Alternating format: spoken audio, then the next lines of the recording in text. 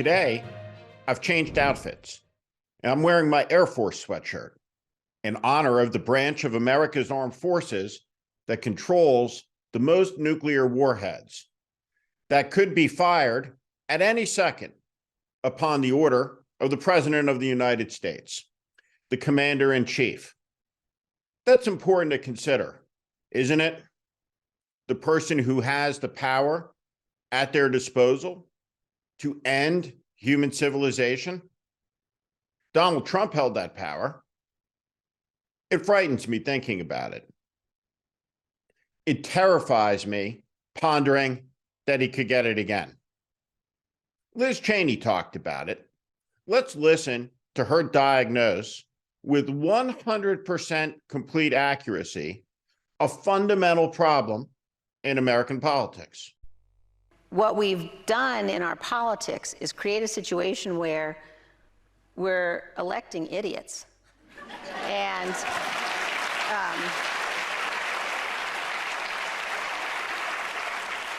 so I don't look at it through the lens of like, you know, is this what I should do or what I shouldn't do? I look at it through the lens of how do we elect serious people? And I think electing serious people can't be partisan.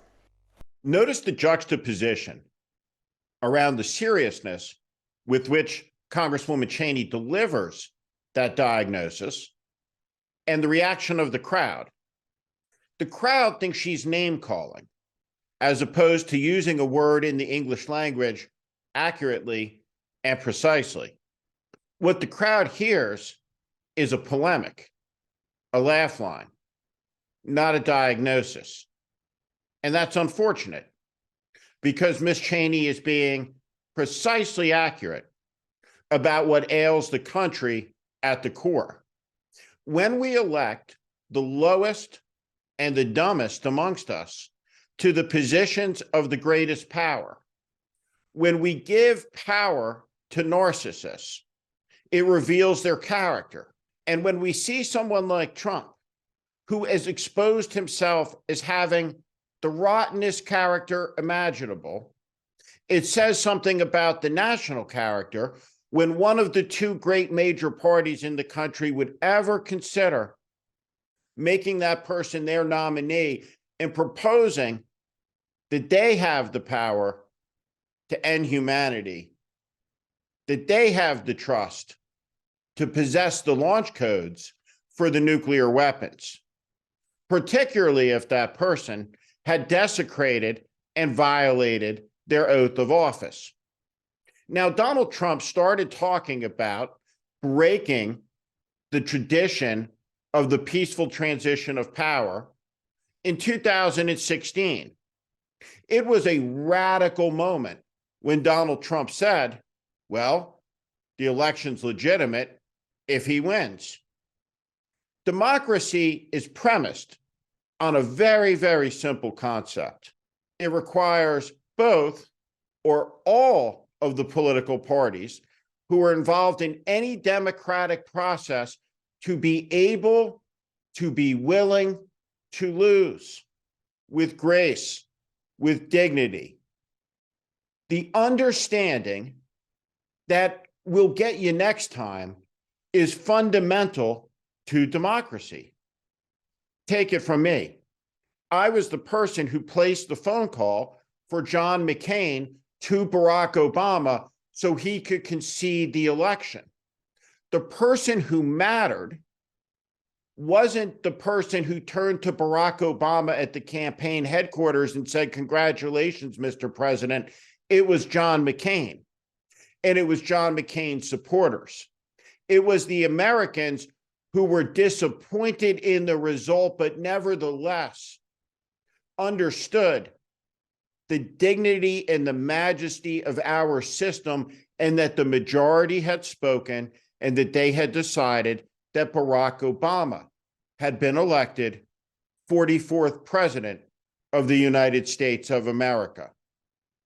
Even in defeat, there was an extraordinary sense of optimism and renewal and majesty to have the awesome privilege to be part of the continuing pageant of American democracy, which in this country is not zero sum, is not life and death, is not existential. We don't put up our opponents against the wall in America, no matter what the rhetoric of extremists who surround Donald Trump and swim around him like masses of bait fish in the sea. Now, people made a great many accommodations to support Donald Trump. What every extremist and fascist cause has ever shared in common is an alliance of convenience where conservatives have looked out and said, the gravest threat the country, the nation is facing is from the left, not from the fascist standing next to you.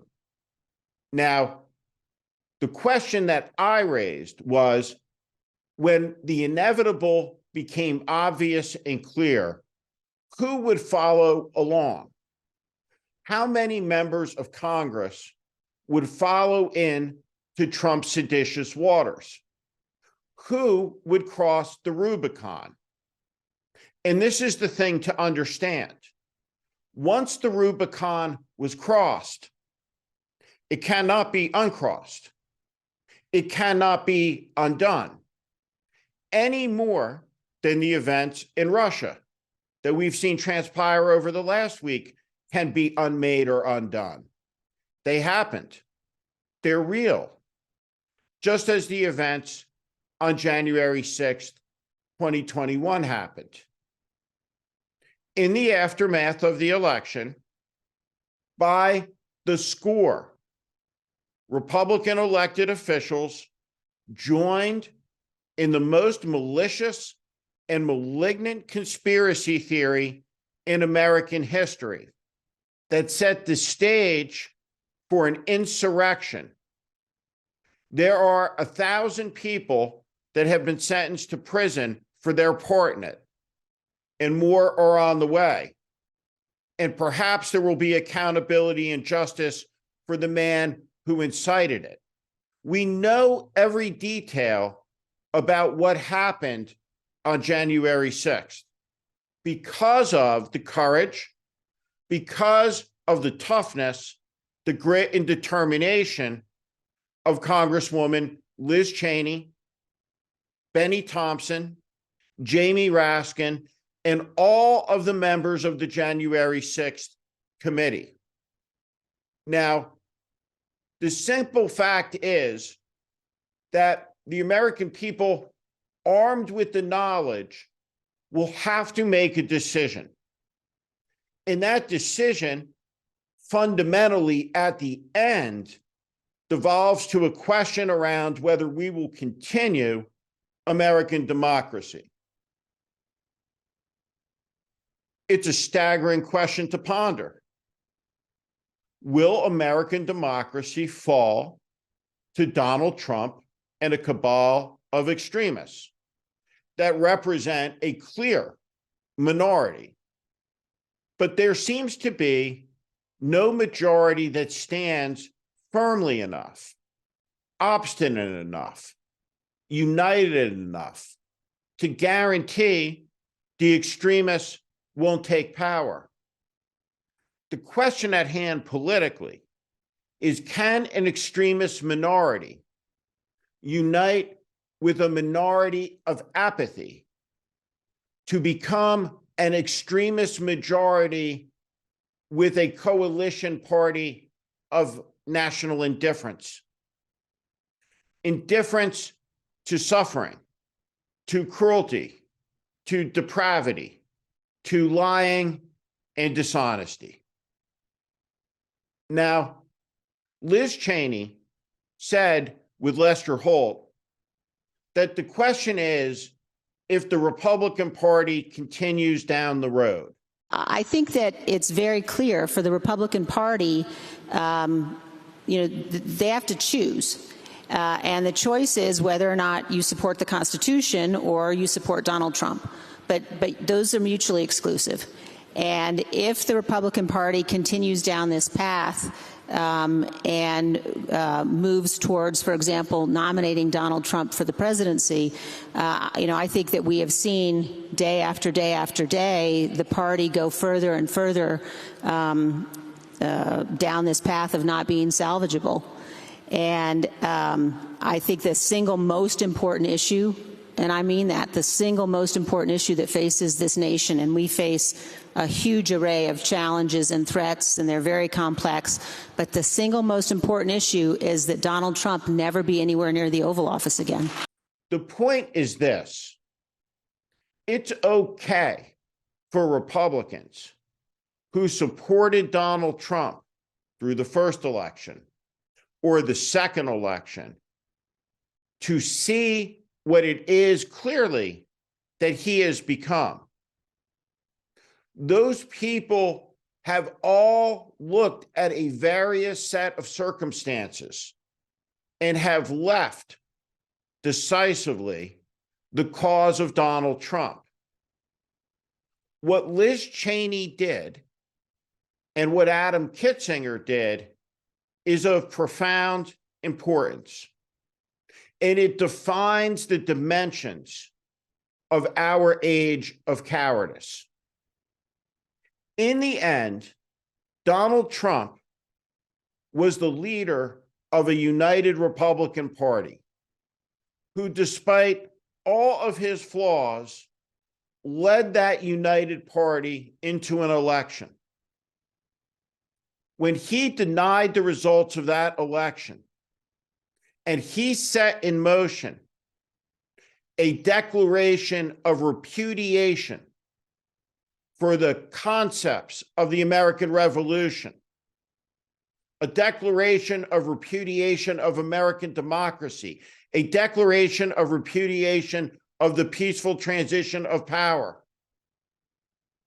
The only two Republicans who stood up in the country in federal elected office and who said no were Liz Cheney and Adam Kinzinger.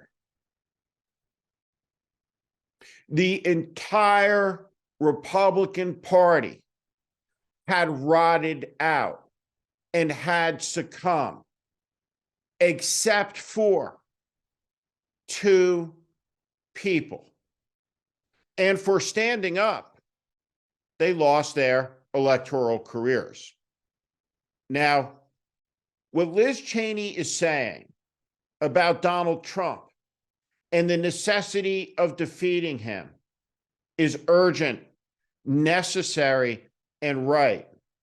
But there is a caveat to what she's saying, and it has to do with the tense in the English language. Everything Liz is talking about is future tensed. If the Republican Party continues down this path, then this will happen.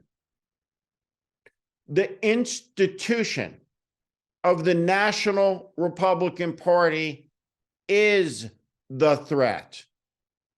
The MAGA Congress is the threat. Kevin McCarthy is the threat today, because all of them are feckless and faithless to the Constitution of the United States. They are professional gaslighters who have paved the way for a tyrant to come to power by coddling him when he committed insurrection, when he incited mayhem and violence and death at the Capitol of the United States of America. We don't live in an episodic television series where on any given day, there can be a plot turn, a 180, where good can become bad and up can become down and down can become up. It's a children's fantasy. In reality, what came last, what drives what happens next. And sometimes what happens last can define the future for a very, very, very long time. The question of why the Republican Party succumbed and why, in the end, so few had any principles whatsoever is a question for historians and sociologists and psychologists. Now, the question is for political pragmatists, and it's, what do we do about it? How do we stop it? And in this, Liz Cheney couldn't be more correct. We need to reapply the test that John Kennedy laid down. We need men and women of competence, of character, of judgment in positions of political power. We have created a buffoonery in Washington, D.C. We have created an idiocracy. The American media has monetized it to the tune of billions and billions of dollars. A lie industry that is taking away your mobility, your freedom, your country, and your children's birthrights. And now, because this rotten era has spiraled out of control for so long, we stand at the precipice of one of the great crises in American history, the unfathomable fall of American democracy to the most loathsome of men. What an extraordinary moment we have arrived at. What a sad moment. Liz Cheney couldn't be more correct.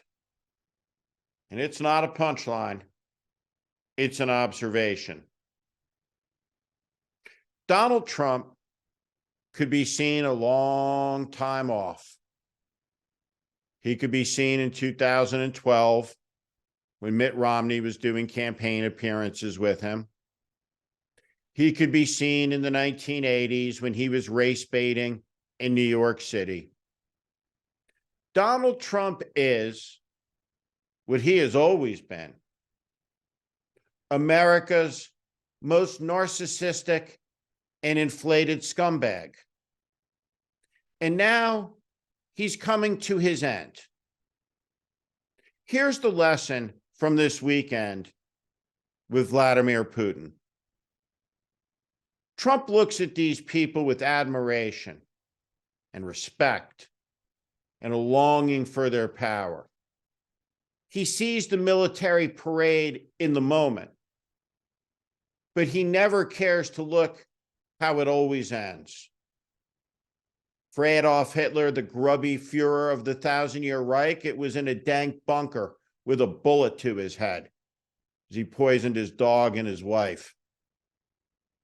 Mussolini was found hanging upside down with his mistress, beaten by partisans with sticks. Saddam, Pinochet, everyone ends up the same, fallen. And it happens quickly and unpredictably as their movement collapses. Let's look at Trump's idol, Putin, a man of imponderable strength through Trump's eyes, who now appears wasted, pudgy, small, little, like Trump's hands, rustling through the papers of America's secrets so he can brag and flirt with a staffer. Disgraceful doesn't begin to describe all of this. Liz Cheney is right. We are electing idiots to the highest office in the land and to many offices below that. But the question is, what do you call the people that elect the idiots? Are they fools? Or are they something else? We ought to talk about that too. Make sure you subscribe to our channel so you never miss a video. Also, for more content just like this, please consider joining our Warning Premium community. You can find out more in the description below.